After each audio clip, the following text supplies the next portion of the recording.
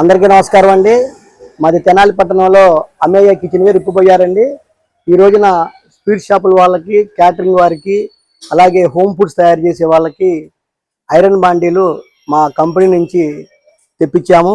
అవేనండి ఇవ్వండి, 20 అంగుళాల సైజు కాడ నుంచి ఇవన్నీ అండి. ఇవి పాల బాండీలు అండి.